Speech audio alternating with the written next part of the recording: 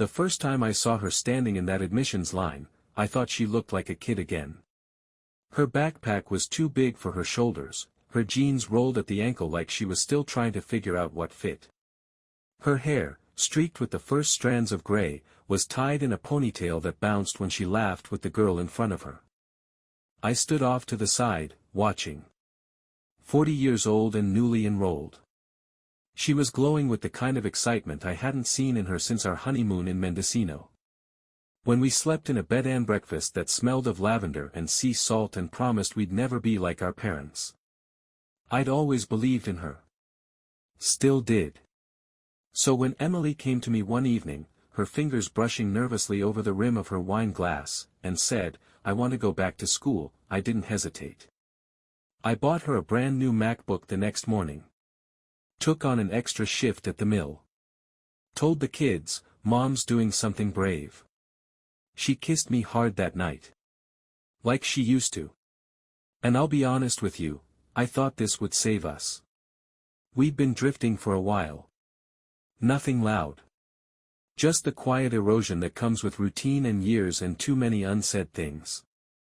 But I thought maybe this new beginning, would shake the dust off the version of us I missed. I thought maybe I'd meet her again somewhere between midterms and finals, and fall in love all over again. But instead, I watched her disappear. Not all at once. Just in pieces. Her voice when she came home late, still buzzing from some classroom debate. The way she started dressing in colors again, crimson, deep plum, that sharp forest green that made her eyes look brighter. The new perfume, subtle but insistent, like rain on warm stone. She wore it even when she was just going to the library. I told myself she was rediscovering who she was. That I was lucky to witness it. That it wasn't about someone else. Until the night I found the notebook. A soft leather journal tucked between textbooks on her desk. The pages were filled with her looping script, quotes, notes, reflections. And then, near the back, a poem. Just one. 4 stanzas long. But the last line changed everything. To Lucas, the man who awakened my soul. I sat on the edge of our bed, the journal heavy in my hands, and felt something in me go still. Not broken. Not yet. Just, still. I waited until the kids were asleep. Until the dishwasher hummed its lullaby.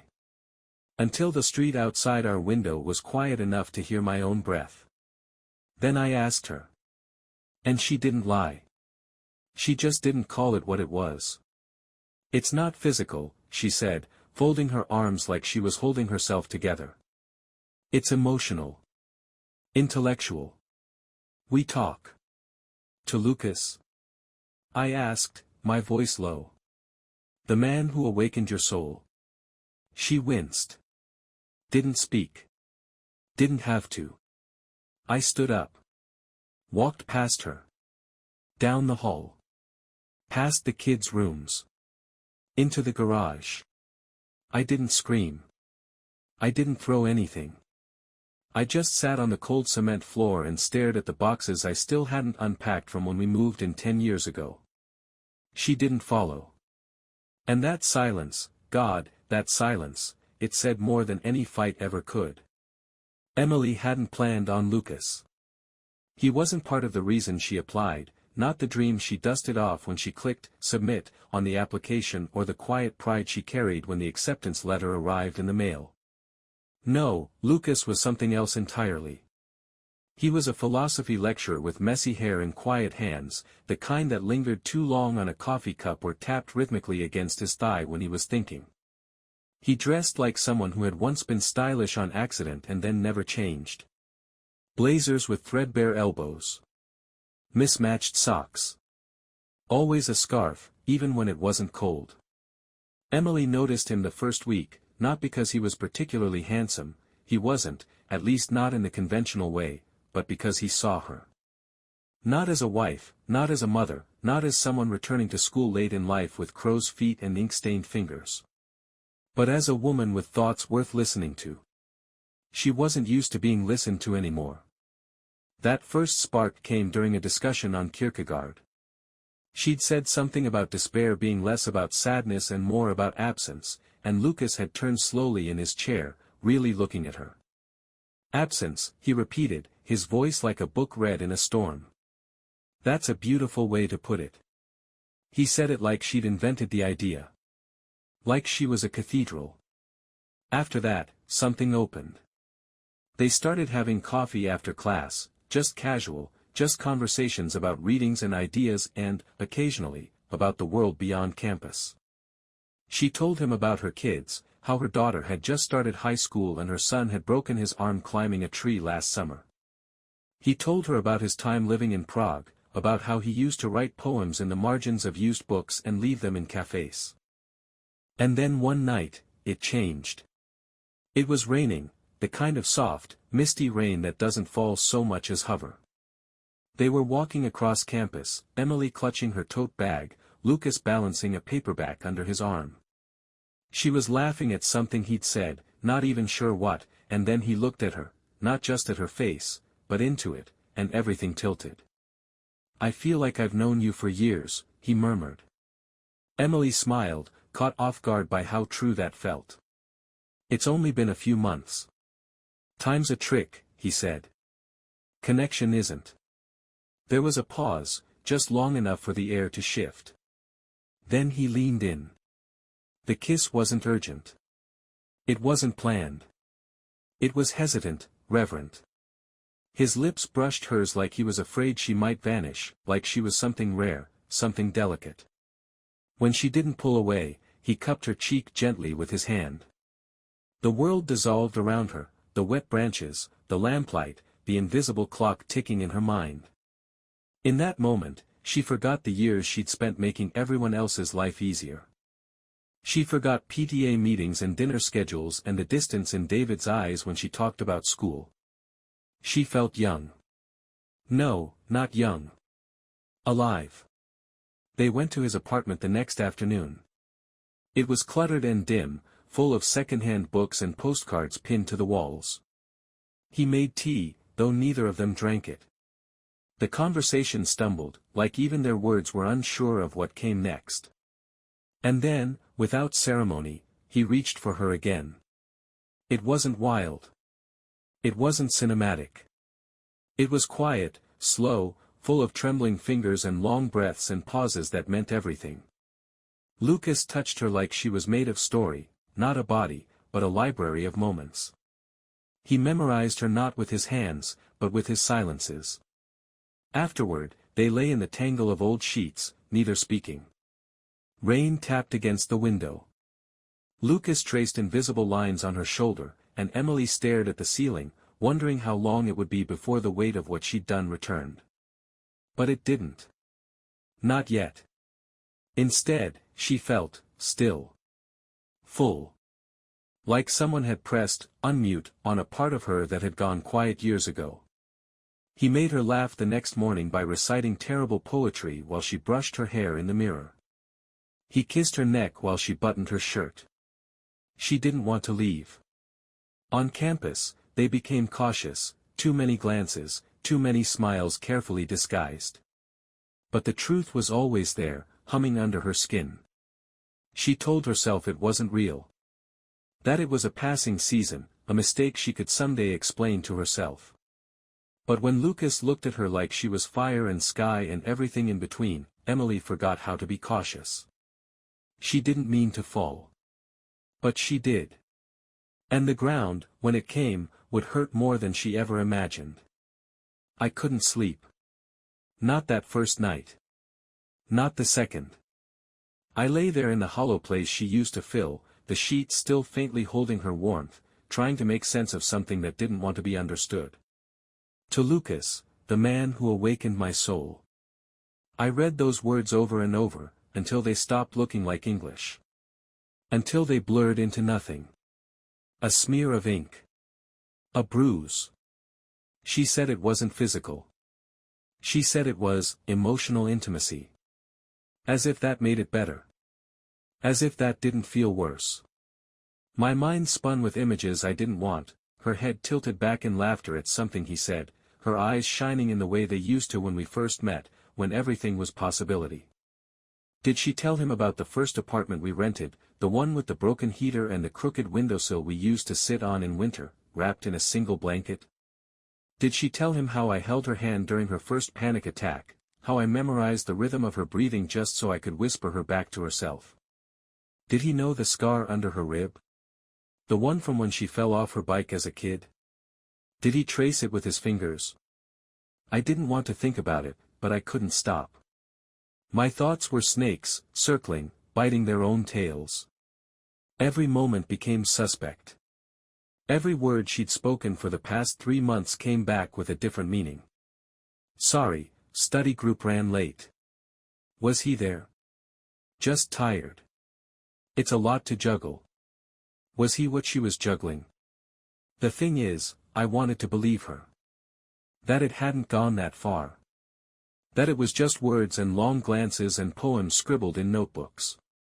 I told myself that over and over. Clung to it like a man clinging to driftwood in a flood. But the truth didn't care what I wanted. It was there, sitting in the quiet. In the way she moved through the kitchen like she wasn't sure she belonged in our house anymore. In the way she kissed my cheek goodnight, barely touching me, like I was a porcelain doll someone had told her not to break. The betrayal wasn't in the act. It was in the choice. The choice to open a door that she had, for 18 years, always kept shut to everyone but me. I started doubting myself in small, quiet ways. I'd replay conversations from years ago, trying to pinpoint the moment she started needing something I couldn't give. Did I stop asking the right questions? Did I get too comfortable? Did I let her disappear one small step at a time? Had I become invisible? I kept picturing the day I met her. She was 22, holding a cup of iced coffee and wearing paint-splattered overalls from helping her sister move. She looked like chaos and sunlight. I loved her within 10 minutes. When she laughed, she tilted her head all the way back, unguarded, wild. I would have burned down the world to keep that laugh. Now I couldn't remember the last time I'd heard it. I didn't tell anyone. Not my brother. Not my coworkers. I walked through my days like a man underwater, hearing voices through a thick pane of glass, smiling in all the wrong places, nodding like everything was fine. But at night, I unraveled. There was a moment, one I haven't told anyone, when I stood in the garage, hand hovering over the steering wheel of her car. I wanted to drive to the university. Find this Lucas. See his face. Shake his hand just to feel how breakable he was. Ask him, calmly, how many married women he'd awakened this year. But I didn't. Because I knew I wasn't angry at him. I was angry at the space between us.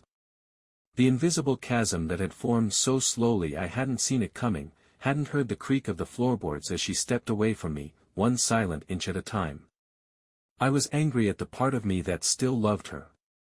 That would have forgiven her if she'd cried. If she'd begged. If she'd said, I made a mistake. But she didn't. She defended it. Named it something beautiful. Gave it meaning. And I was supposed to just live with that. The kids knew something was wrong. They watched us like we were a show they didn't understand. My son stopped asking when Mom would be home. My daughter started asking if I was tired. I said yes. But the truth was, I wasn't tired. I was breaking. And the worst part? I still held hope. Hope that she'd come to her senses. That she'd see what she had. That she'd remember the man who stood by her while she figured out who she was. But deep down, a voice I didn't want to hear whispered the truth. She already had. She remembered. She just chose someone else. I stopped waiting for the front door to open at night. Stopped listening for her key in the lock, for the familiar jingle of her bracelets as she tossed them onto the entryway table. That silence, once unbearable, had become something else now, something cold, something quiet. But no longer unfamiliar. I had learned to live beside it. She still came home, of course. Most nights. She would slide past me in the hallway with a soft, "Hey," like we were neighbors, not partners. The air between us was thick with unspoken things. A hallway could stretch for miles when you're walking past the person who used to know every corner of your soul. I started sleeping in the guest room. It wasn't a decision so much as a drift. One night became 2, then a week. I told her it was because of her study schedule. That I didn't want to keep her up with my snoring. She nodded, didn't ask questions. We were full of those now, things we didn't ask. And in that small, beige room with the old twin bed and mismatched curtains, I began searching. Not for revenge. Not even for closure. Just, for understanding. I'd never been the kind of man to snoop. Never needed to. But now, I found myself brushing my fingers over the edge of her laptop when she left it charging on the table. Pausing longer than necessary when her phone buzzed. She had changed her lock screen to a photo of the campus quad, golden leaves, low afternoon light. No more family portraits. No more us. I told myself I was being paranoid. Until the night I opened her email. It was late. She was in the shower. I was supposed to be folding laundry. Instead, I was sitting on the edge of our bed with her MacBook open in front of me, hands trembling slightly as I typed her password, our daughter's birthday. She hadn't changed it. That hurt more than I expected. I found them in a folder marked, English 303 Notes. Buried between essays and syllabi were a dozen unsent drafts. Letters. To him. She hadn't sent them. Maybe she never intended to. But she'd written them. And that alone was enough to undo something inside me. One began, "Lucas, I feel like you've become my mirror. Not the kind that shows me who I am, but the kind that shows me who I was meant to be." Another read, "I wonder if David ever really saw me. Or if he saw only the version of me that loved him." I stopped reading after that. Not out of anger. Out of grief. Grief for the woman I thought I knew. Grief for the man I thought I was. I had given her everything I had, faith, support, years of patience and quiet sacrifice, and somehow, it still wasn't enough. I didn't confront her. Not then. Instead, I began to withdraw, slowly, quietly. I picked up an extra shift at the site. I started going to the gym again, not to change, but to move.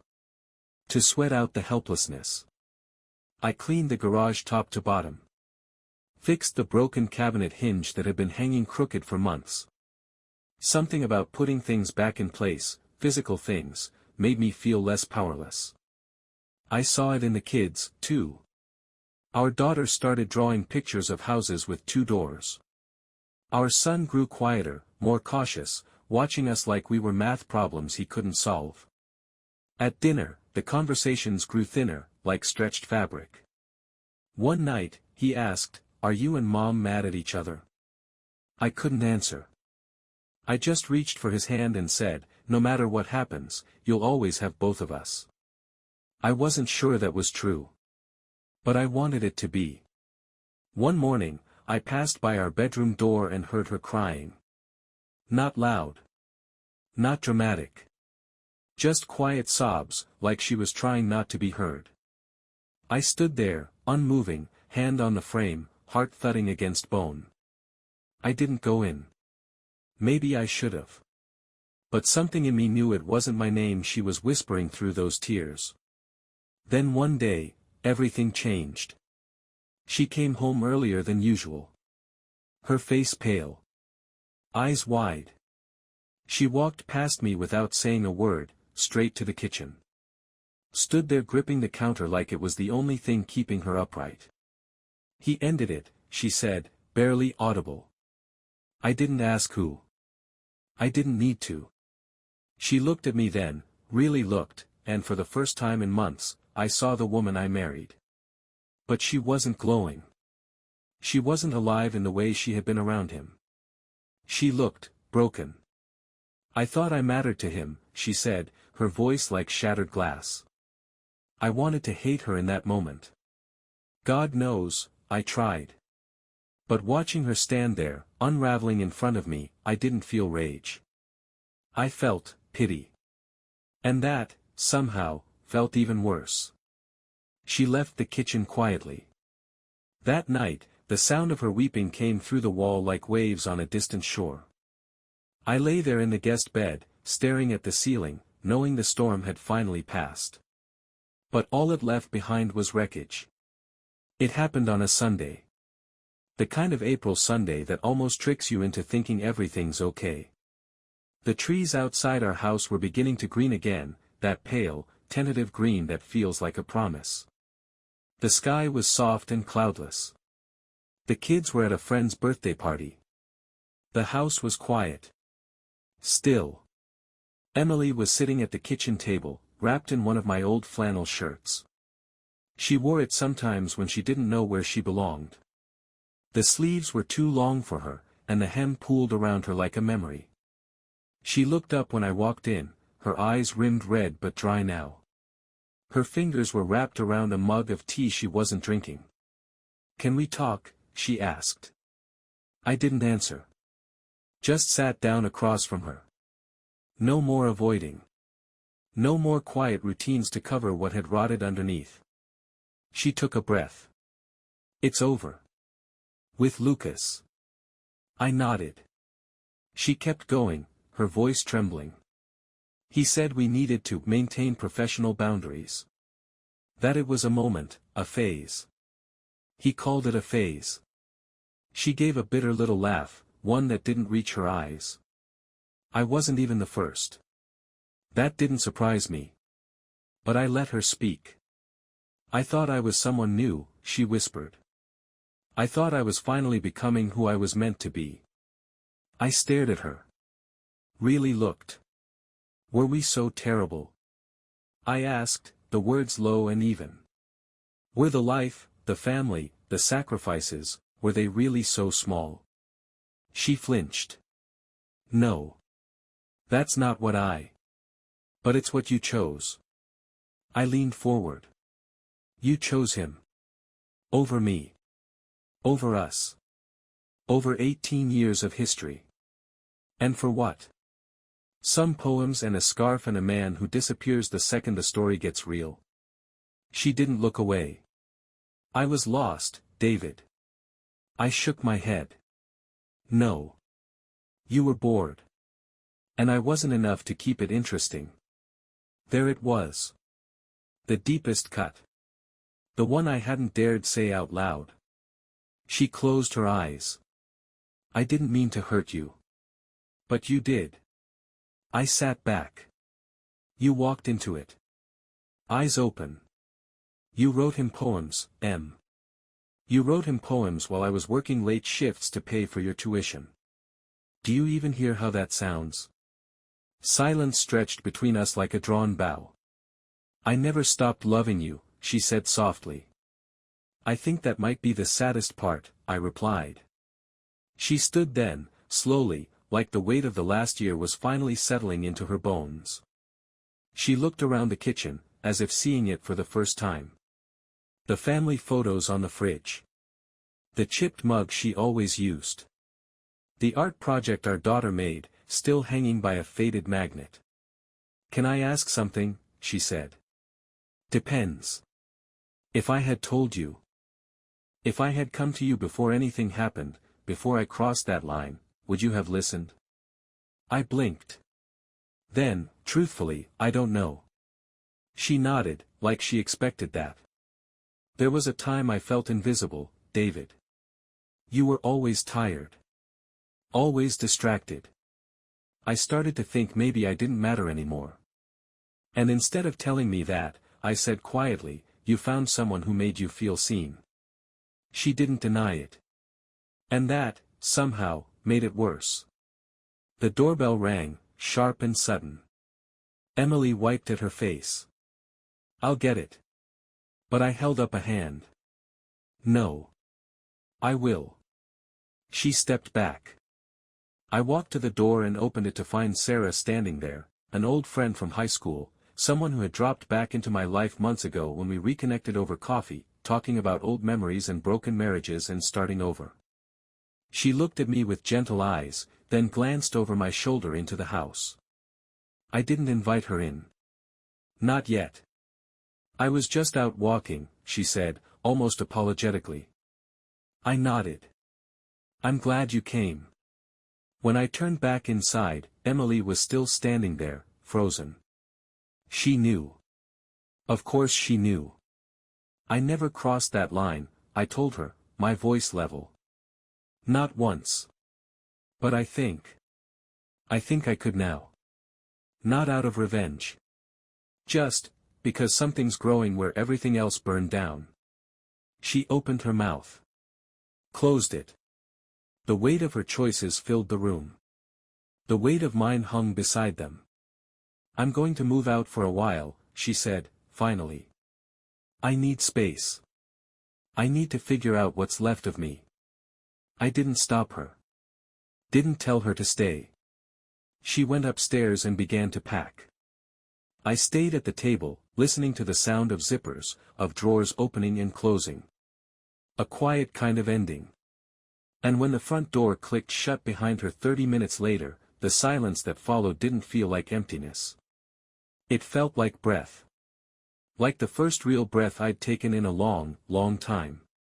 It's strange how the world keeps turning even after your life unspools at your feet. Trash still gets picked up on Tuesdays. Rain still soaks the porch. The dog still waits by the window at 5 o'clock. As if none of it noticed she was gone. As if none of it needed to. The first morning after Emily left, the sun rose without apology. Pale light filtered through the kitchen blinds as I poured my coffee into a mug that once read #1mom and now just said #1. I didn't cry. I didn't curse. I just stood there in the quiet, letting the steam curl up into my face. The house was a kind of still I hadn't known in years. No slamming cabinet doors, no rustle of lecture notes, no smell of that new perfume she'd worn like a second skin.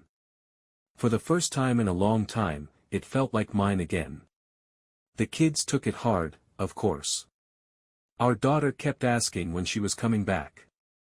Our son just stopped talking about it altogether. But children are smarter than we give them credit for. They see beneath the words. They read the silences. So I sat them down one evening, on that sagging green couch with the popcorn kernels buried between the cushions, and I told them the truth, the gentle version. Sometimes, I said, people forget how to be themselves when they're with someone else. And your mom, she needs time to remember. They asked if she was coming back. I said I didn't know. But I promised them we'd be okay. And I meant it. The days that followed were hard but clean. I started my mornings early, before the kids woke up, stepping out onto the back porch just to breathe. Sometimes I'd sit out there with a notebook, sketching ideas for a business I'd only ever dreamed of starting, small, local construction projects. Custom home work. Repairs. A way to build something that was mine. I called an old friend from high school, Sarah, the one who had knocked on my door that day. We started talking again, carefully, like people who'd both survived the same fire but weren't sure how much smoke they'd inhaled. She asked about the kids. I asked about her father, who'd recently gone through chemo. We didn't force anything. We let it grow in the cracks. And the cracks were many. One evening, she brought over dinner, nothing fancy, just roasted chicken and mashed potatoes, and stayed after the kids had gone to bed. We sat at the table, the same table where Emily once scribbled poems to another man, and we talked. No masks. No pretenses. Just two people learning how to speak in full sentences again. I always thought you were the kind of man who built things, she said, cutting a piece of chicken. Turns out, you know how to rebuild, too. I didn't know how to respond to that. So I just smiled. That night, as she left, she paused at the door. You okay? She asked. I thought about it. Really thought. Not whole, I said. But getting there. She nodded. Me too. Weeks passed. Emily called now and then to check on the kids, and once, just once, on me. Her voice was softer now, stripped of all that glowing certainty she used to carry around like armor. I got my diploma today, she said. Congratulations, I said. Then silence. I thought it would feel like something, she added. But it doesn't. It just feels like paper. I didn't say anything. Then, quietly, I'm proud of you. Even if it hurt. There was a pause. I could hear her breathing. I wish I could take it back, she whispered. Not the school. Not the growing. Just, the way I handled it. What I did to you. I closed my eyes. Some things don't come back, I said. But people can. I heard her exhale. Take care of yourself, David. You too, Em. That was the last time we spoke, just the two of us. Now, months later, the construction business has its first real client. The garage is filled with sawdust and blueprints. The house is quieter, yes, but also lighter. There's laughter again, real laughter, the kind that doesn't echo off hollow walls. The kids are adjusting. Healing in their own ways. So am I. I don't check her social media. I don't ask mutual friends how she's doing. If she finds what she was looking for, I hope it brings her peace. But as for me, I've stopped looking. I'm here. I'm building something new. Not out of bitterness. Not out of pride. But because the heart, when given the chance, knows how to begin again. She sits alone now. A one-bedroom apartment on the edge of town, 3rd floor, no elevator. The walls are clean, almost too clean, like they've never been leaned on during an argument, never held laughter in their corners. Outside her window, the parking lot glistens with early evening rain. A distant dog barks. A car door slams. Life goes on without her, unbothered. On the table sits her diploma. Thick paper, gold seal, her name in bold, proud type. She thought it would feel heavier. Instead, it feels like a certificate of absence. Of everything she lost trying to chase the feeling of being alive. She opens her laptop. The screen glows blank, a document waiting for her to begin. She stares. The blinking cursor, steady as a heartbeat, dares her to find words for what she's done. But nothing comes. In her hands, she holds a photo. A real one, printed, curled slightly at the edges from time. David is in it, young, hair thicker, smile wide and unguarded. He's holding their daughter on his hip. Their son is sitting on the grass beside him, laughing, eyes shut from the brightness of the day. And Emily, she's in the middle, one arm around each child, her face turned slightly to David like she's caught mid-laugh. She looks so whole in that picture. So unaware of what she would one day undo. Emily presses her fingers to the image, lightly tracing David's face. She can almost hear his voice, his laugh in the mornings, rough from sleep. The way he used to say, "Hey, Em," like it was a secret between them. The sound of him humming while folding laundry, always off-key. The grief hits like a wave she didn't brace for. Not for Lucas, not anymore. That was a fantasy, a shadow that shimmered only from a distance. But for David. For the kids. For the way her daughter used to reach for her hand without thinking, and now only does it after checking her expression first. She had told herself she was seeking freedom. Instead, she found the slow erosion of everything that once rooted her. Lucas is gone. She hasn't heard from him in weeks. No goodbye, no explanation. Just silence. She saw on social media, he's dating someone new now. Younger. Prettier. A first year who quoted Rilke and wore his scarves. Emily had been a season. A phase. Just as he'd said. She wraps the flannel shirt around her tighter, David's old one. She took it without asking the day she left. It still smells faintly of sawdust and that detergent he always used, the kind she used to complain about, saying it was too strong. Now she presses her face into it like it's oxygen. The cursor blinks. She clicks into the document, starts to type. The words come slow, deliberate, her fingers hesitant. I chased something that looked like freedom. But I broke the heart that gave me wings. She stares at the sentence. Then she deletes it. Not because it wasn't true. But because she doesn't know who deserves to hear it anymore. The room grows darker. She doesn't turn on the light. Just sits there in the blue haze of the screen, letting the silence hold her. There's no dramatic ending. No knock at the door. No sudden reconciliation. Just Emily. Alone. And the knowledge that some roads don't circle back.